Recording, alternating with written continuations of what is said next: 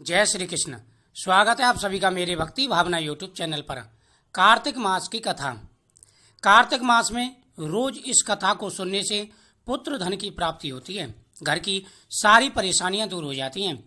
कार्तिक मास में पवित्र नदी या जल से स्नान और कार्तिक मास की कथा का विशेष महत्व माना जाता है। इस पूरे माह में कार्तिक स्नान और भगवान की आराधना का विशेष महत्व है। उसके बाद में हाथ में पुष्प लेकर के यह कथा सुननी चाहिए। एक नगर में एक ब्राह्मण और ब्राह्मणी रहते थे। वे रोजाना 7 कोस दूर गंगा जमुना स्नान करने जाते। इतनी दूर आने जाने से ब्राह्मणी थक जाती। तब ब्राह्मणी कहती कि हमारे एक बेटा होता तो कितना अच्छा होता। बेटे के बहू आती तो हमें घर वापस जाने पर खाना बना हुआ मिलता और बहू घर का काम कर देती। ब्राह्मणी की बात सुनकर ब्राह्मण ने कहा कि तूने बात तो सही कही है, चल मैं तेरे लिए बहू ला ही देता हूँ। ब्राह्मण ने कहा एक पोटली में आटा डालकर कुछ मोहरे रख दे। ब्राह्मण के कहे अनुसार ब्राह्मणी ने पोटली बांधकर दे दी। पोटली लेकर ब्राह्मण चला। ब्राह्मण अब कुछ ही दूर गया था कि उसने उसे जमुना के किनारे बहुत ही सुंदर लड़कियां दिखाई दी। वे रेत में घर बनाकर खेल रही थीं। उनमें से एक लड़की ने कहा कि मैं अपना घर नहीं बिगाड़ूंगी, मुझे तो रहने के लिए घर चाहिए। लड़की की बात सुनकर ब्राह्मण मनी मन सोचने लगा, यही मेरे घर की बहू बनने लायक है। जब वह लड़की घर जाने लगी तो ब्राह्मण भी पीछे पीछे उसके घर चला गया। वहां जाकर ब्राह्मण ने कहा कि बेटी, अभी कार्तिक मास चल रहा है, इसलिए मैं किसी के घर का अन्न नहीं खाता। मैं आटा लेकर आया हूं, तू अपनी माँ से पूछो क्या वह मेरे लिए आटा छानकर 4 रोटी बना देगी। यदि वह मेरा आटा छानकर रोटी बनाएगी तो मैं रोटी अवश्य खा लूंगा। लड़की ने जाकर अपनी माँ से सारी बात कह दी। माँ ने कहा भी ठीक है, जाकर बाबा से कह दे वह अपना आटा दे दे, मैं रोटी बना दूंगी। जब वह आटा छानने लगी तो आटे से मोहरे निकली। वह सोचने लगी जिसके आटे में इतनी मोहरे हैं उसके घर में कितनी मोहरे होंगी। जब ब्राह्मण खाना खाने बैठा तो लड़की की माँ ने कहा, बाबा आप अपने लड़के की सगाई करने जा रहे हैं। तब ब्राह्मण ने कहा कि मेरा बेटा तो काशी जी पढ़ने गया है, लेकिन यदि तुम कहो तो खान कटोरे से विवाह करके तेरी बेटी को अपने साथ ले जाऊंगा। लड़की की मां ने कहा ठीक है बाबा, और खान कटोरे से शादी करके ब्राह्मण के साथ भेज दिया।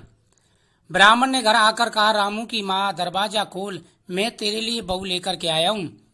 ब्राह्मणी बोली, दुनिया ताने मारती है तब आप भी ताने मारने लगे।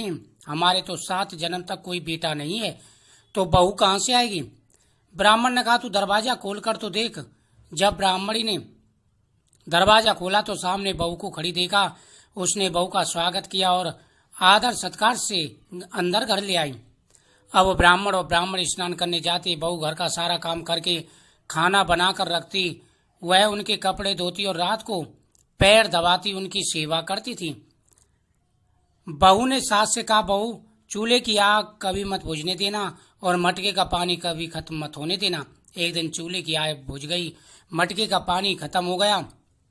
तब बहू भागी भागी पड़ोसन के पास गई और कहा, मेरे चूल्हे की आग बुझ गई है, मुझे थोड़ी सी आग चाहिए। मेरे सास ससुर घर 4 कोस स्नान करने गए, वह थके हारे आएंगे, इसलिए मुझे उनके लिए खाना बनाना है। तब पड़ोसन ने कहा, तू तो बावली है, तुझे ये दोनों मिलकर पागल बना रहे हैं, इनके कोई बेटा नहीं है। बहू ने कहा, नहीं ऐसा नहीं, वो तो काशी जी पढ़ने गए हैं।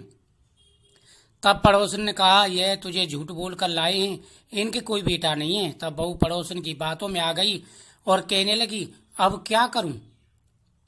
पड़ोसन ने कहा कि करना क्या है, जब तुम्हारे सास ससुर आए तो जली फूकी रोटियां दे देना, बिना नमक की दाल देना, खीर की कड़छी दाल में और दाल की कड़छी खीर में डाल देना। वह पड़ोसन की सारी सीख लेकर घर आई। जब उसके सास ससुर आए तो उसने ना तो उनका आदर सत्कार किया, ना ही उनके कपड़े धोए। जब उसने सास ससुर को खाना दिया तो सास बोली, बहू आज ये रोटी जली फूकी क्यों है, दाल भी अलूनी है।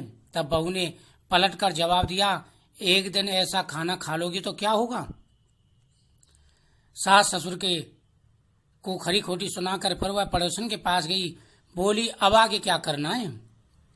पड़ोसन ने कहा, जब तुम 7 कोटों की चाबी मांग लेना, अगले दिन जब भी स्नान करने वह जाएं तो पीछे से उनको खोल करके देखना। बहू ने 7 कोटों की चाबी ले ली। सास ससुर के जाने के बाद जब वहू ने दरवाजा खोला तो देखा किसी में अन्न भरा है, किसी में धन भरा है, किसी कोटे में बर्तन पड़े हैं। जब उसने सबसे ऊपर का 7वां कोटा खोला, देखा कि शिव जी, पार्वती जी, गणेश जी, लक्ष्मी जी, पीपल पतवारी, कार्तिक के ठाकुर, राई दामोदर, तुलसी का बिड़वा, गंगा जमुना व 33 कोटि देवता विराजमान है। वहीं पर एक लड़का चंदन की चौकी पर बैठा माला जप रहा है। यह सब देखकर उसने पूछा कि तुम कौन हो? तब लड़का बोला, मैं तेरा पति हूँ, अभी दरवाजा बंद कर दे, जब मेरे माता पिता आएंगे तब यह दरवाजा खोलना। यह सब देख बहू बहुत खुश हुई। 16 श्रृंगार का सुंदर वस्त्र पहन अपने सास ससुर का इंतजार करने लगी। उसने अपने सास ससुर के लिए अच्छे अच्छे पकवान बनाए। जब उसके सास ससुर आए तो उसने उनका आदर सत्कार किया, प्रेम पूर्वक खाना खिलाया, पैर दबाने लगी। बोली, हे माता जी, आप इतनी दूर गंगा स्नान करने क्यों जाती हैं? अगर घर पर ही स्नान कर लें। सास ने कहा, घर पर गंगा जी थोड़ी बहती हैं। बहू ने कहा कि हमारे घर पर ही गंगा जी बहती हैं। जब बहू ने 7वां कोटा खोल के दिखाया, उसमें जी पार्वती जी, 33 करोड़ देवी देवता और गंगा जी देख रही हैं। सामने चौकी पर एक लड़का बैठा हुआ है। लड़के ने जवाब दिया कि मुझे कार्तिक देवता ने भेजा है। बुढ़िया ने कहा, बेटा यह दुनिया कैसे मानेगी, तू मेरा बेटा है। बुढ़िया ने कुछ विद्वान पंडितों से मदद मांगी। पंडितों ने कहा, इस पार बहू बेटा खड़े हो जाएं, उस पार पर बुढ़िया खड़ी हो जाए। बुढ़िया ने चमड़े की अंगिया पहनी हो और छाती में से दूध की धार निकल कर बेटे की मूंछ भीगे और पवन पानी से गठजोड़ बंधे, तब माने यह बुढ़िया का बेटा है। उसने ऐसा ही किया। चमड़े की अंगिया फट गई और छाती में से दूध की धार निकलकर बेटे की दाढ़ी मूंछ भीग गई। पवन पानी से बहू बेटे का गठजोड़ बन गया। यह सब देख ब्राह्मण और ब्राह्मणी खुशी का ठिकाना न रहा। हे कार्तिक के ठाकुर, जैसे ब्राह्मण ब्राह्मणी को बहू बेटा दिया, वैसे सबको देना। कार्तिक मास की कथा सुनने और हुंकार बनने वाले की सभी मनोकामनाएं पूरी हो जाती हैं। कार्तिक मास में पूजा का विशेष महत्व है। जो व्यक्ति प्रतिदिन कार्तिक मास में इस कथा को सुनते हैं, पीपल के सामने, तुलसी के सामने, भगवान विष्णु के सामने दीपदान करते हैं, उनकी पुत्र धन की मनोकामना पूरी हो जाती है। कार्तिक मास में भगवान विष्णु प्रसन्न होकर के उनको पुत्र धन सुख समृद्धि सब कुछ देते हैं। प्रतिदिन इस कथा का श्रवण करने के बाद में गौ माता को रोटी गुड़ खिला करके आना चाहिए। साथ ही प्रतिदिन ओम नमो भगवते वासुदेवाय नमः मंत्र का जाप करना चाहिए। ऐसा करने से सभी मनोरथ पूरे हो जाते हैं। निसंतानों को संतान की प्राप्ति होती है और अंत में वैकुंठ लोक की प्राप्ति होती है।